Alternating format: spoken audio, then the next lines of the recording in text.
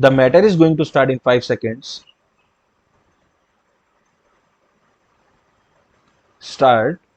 Israel's strikes on Iran's nuclear facilities at a time when Washington and Tehran were in talks are brazenly illegal, reckless, and dangerous.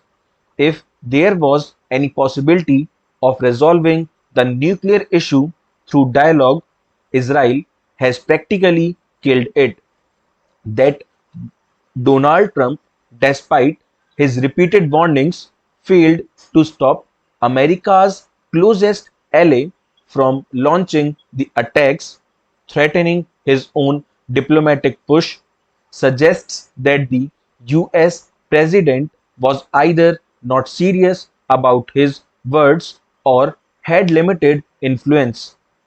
Israel's overnight attack targeted the Natanz nuclear enrichment facility, ballistic missile factories, and the residences of Iran's top nuclear scientists and military chain of command.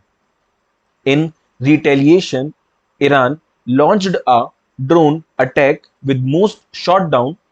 Supreme Leader Ayatollah Khamenei has promised a harsh response if Iran launches ballistic missiles, which seems likely. Israel would carry out more attacks, as Prime Minister Benjamin Netanyahu has indicated. So, what possibly awaits West Asia are prolonged attacks and counter-attacks with potential regional spillover effects. There are legitimate concerns about Iran's nuclear program. It has enriched uranium to 60% purity, way above the grade for civilian purposes. Israel says Iran was making attempts to build a bomb in secret, while the IAEA says Iran has enough highly enriched uranium to make bombs. There is no conclusive evidence to suggest that Iran has moved in this direction. Tehran once agreed to scuttle its nuclear program in return for the lifting of sanctions as part of the multilateral agreement in 2015, but it was Mr. Trump who sabotaged an agreement. And when Mr. Trump, in his second term, offered dialogue, the Iranians seized it. But what Iran got instead was an attack on its nuclear plants.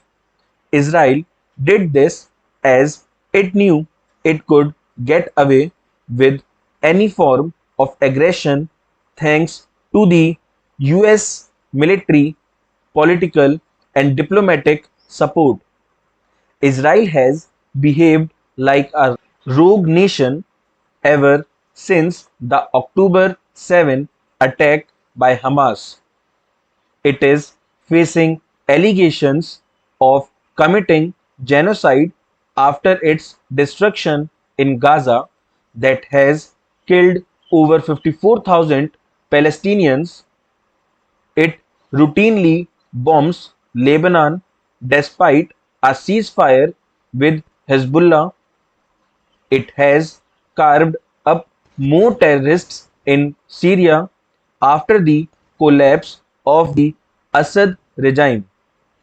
And now, by attacking Iran, Tel Aviv has pushed West Asia into a deeper security abyss. Israel's unchecked militarism is closing the space for diplomacy in a tumultuous region.